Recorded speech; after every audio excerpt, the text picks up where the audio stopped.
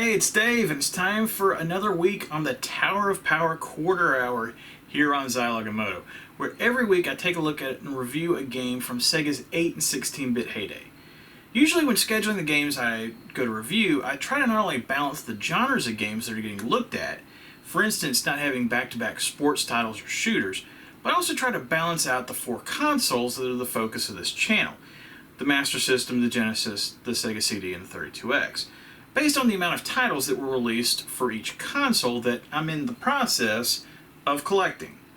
Due to that, to keep things balanced, the normal schedule looks like this: a Master System title, 2 Genesis titles, and then either a Sega CD or 32X title, and then back to the Master System. Well, currently my Tower of Power, and for those of you not familiar with that term, that means a Genesis or Mega Drive with a Sega CD and 32X due to the way they stack together, is off getting recapped, so I've had to rely on my backup Genesis and power-based converter for Master System games. I was able to make this work a few weeks back with Slapshot, but even when playing it didn't seem right, and I had a lot of problems with it glitching out, even after cleaning all the contacts and using some deoxit gold to make sure everything was polished correctly. I figured maybe I just had a bum copy of Slapshot and didn't really think much about it until this week, when I landed back on the Master System after reviewing Crewball and Garfield Caught in the Act without issue. I'd originally picked out the first Asterix game to play and started to mess with it a bit, but the glitching was far worse than what I encountered in Slapshot, which kind of makes sense because it's a much more advanced game and was twice as large, coming in at 4 megabits. I again looked at the power-based converter and read online how some had had success at recapping their units. The power-based converter only has 3 electrolytic capacitors in it, and while I'm not brave enough to do major recapping, hence why I've shipped my gear off, I figured I could handle 3 caps.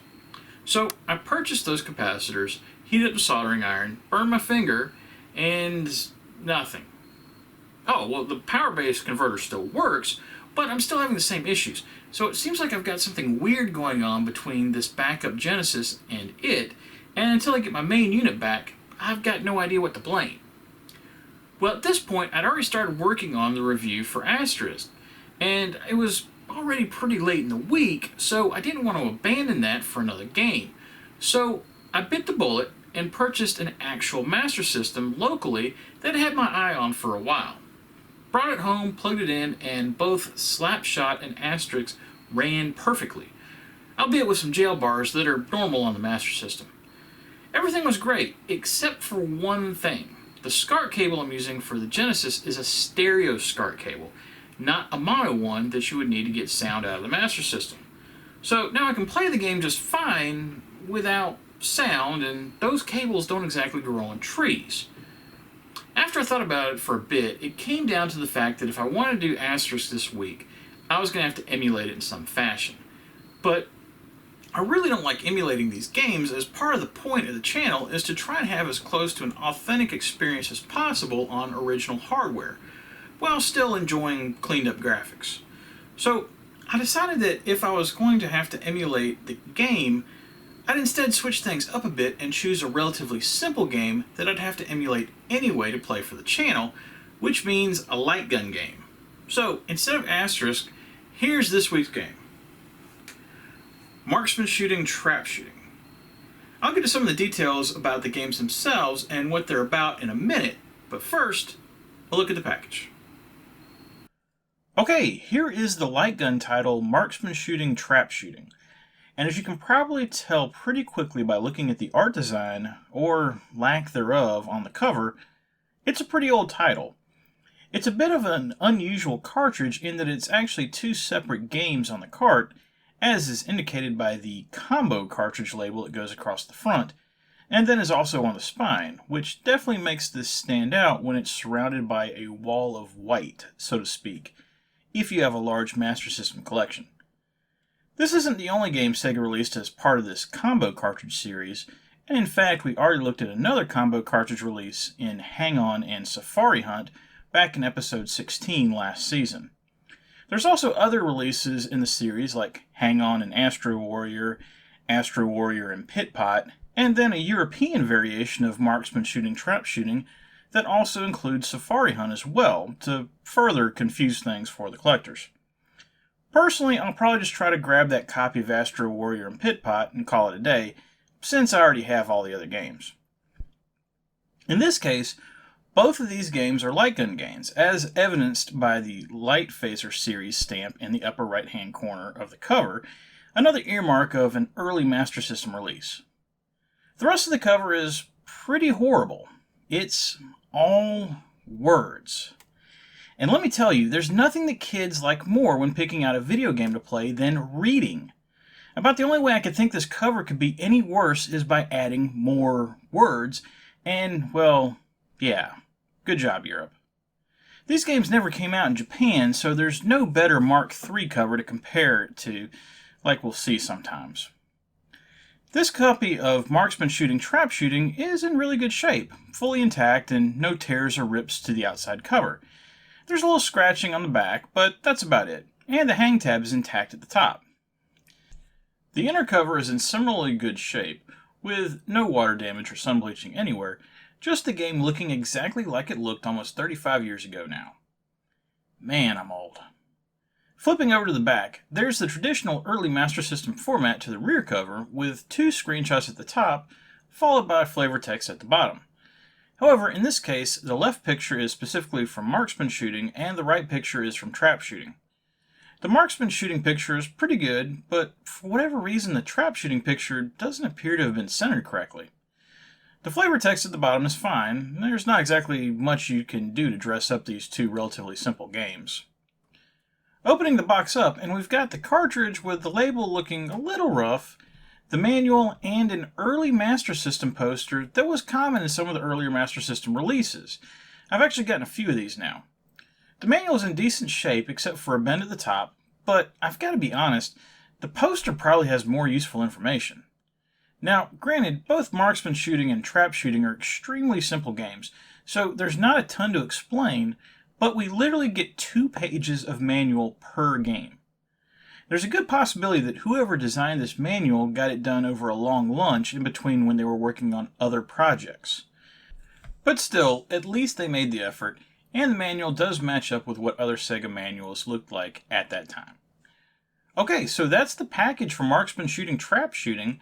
Let me grab my mouse and start blowing away some inanimate objects. Before I get too far into the review, a few more notes about the game. Marksman Shooting and Trap Shooting was released in December of 1986 for the Master System in the United States, and then 3 years later showed up in Brazil to go along with the release of the console in that country in 1989. I'm actually a little surprised it was released in Brazil, as this was a marginal title by 1986 standards, much less 1989, but I suppose the Light Phaser needed all the titles it could get. As far as the US release was concerned, coming out in December of 1986 doesn't put it as a launch title, with the Master System debuting in September, but it was a pretty early release, and certainly served to give kids another reason to use their Light Phasers besides Safari Hunt that first Christmas, and attempt to better compete with Duck Hunt.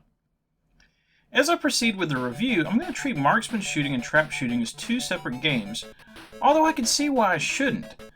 Looking at the game through a 2020 lens, this is really a single game that includes 2 minigames, and I could see extending that even to the European release that includes Safari Hunt as well for an extra minigame. It's hard to say for certain how small each of these titles are, but more than likely each game probably weighs in at about 1/4 of a megabit, and to try to quantify that, that's 1/4 the size of Alex Kidd in Miracle World, and also the size of all the Sega card games originally designed to fit on the SG-1000. In other words, they are tiny. However, I could see in 1986 trying to argue that they were 2 separate games just on the same cartridge, and of course Sega leaned into that with the combo cartridge marketing, trying to convince parents and kids that they were getting more value by getting 2 games in one package. Having said all that, I'm going to start with, believe it or not, the simpler of the 2 titles, Marksman Shooting. And when I mean simpler, I mean it makes Safari Hunt look like a tour de force of light gun action.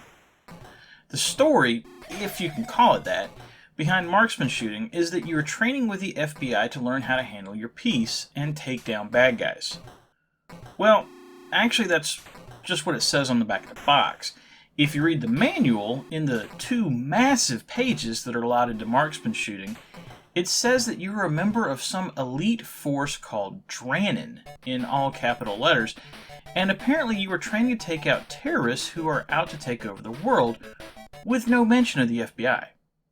Now, I have no idea what the hell a Dranin is, and when I googled the word, I got exactly 0 relevant hits. So, who knows, maybe this was a concept at Sega that was going to be used in a future title, I have no idea.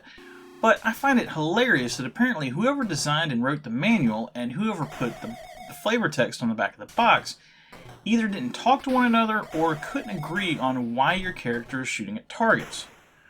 One of those little things that you miss without game manuals, even minuscule ones apparently. Moving on, of course, the story doesn't matter, as ultimately in marksman shooting, your goal is to hit human-shaped pop-up targets over and over and over again. Each level runs for about 30 seconds or so, and a certain number of targets pop up during that time, with your goal being to hit as many of them as possible to keep your hit percentage above the specified rating for that level. Don't hit enough targets in the level, and it's game over. Even for early Master System games, marksman shooting is a pretty simple game.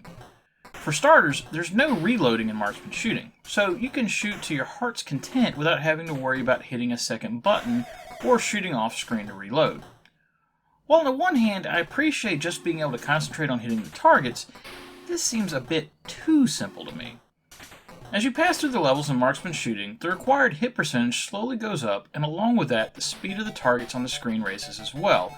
So even though it starts out a walk in the park, by level 10 you really have to start paying attention to the actual targets that appear on screen, and not necessarily the order that they appear in, because sometimes you'll need to hit a specific target first, even if it appears after another one, as it won't stay on the screen for as long. Meaning that if you just go in chronological order, you'll definitely start to miss a few. And that's it. There's really not much else to discuss about marksman shooting.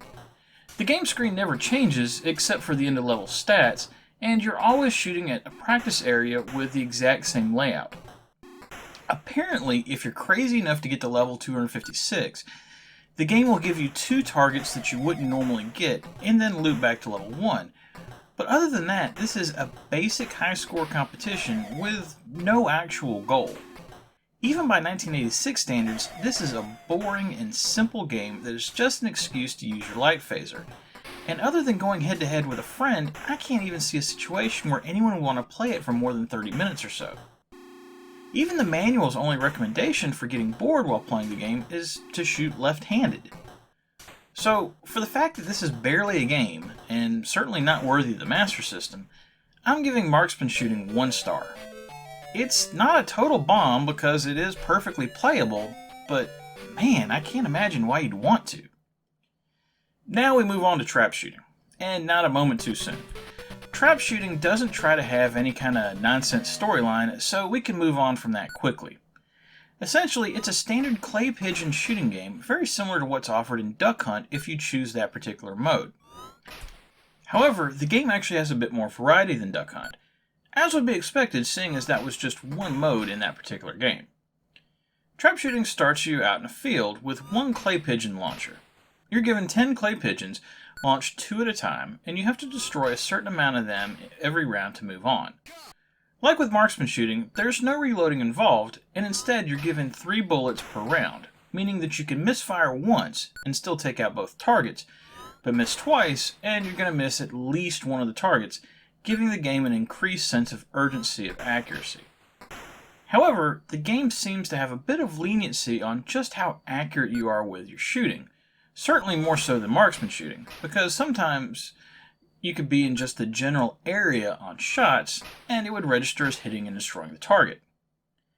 As you move through the levels, a few small changes occur. The first of which is that the backgrounds of the levels change.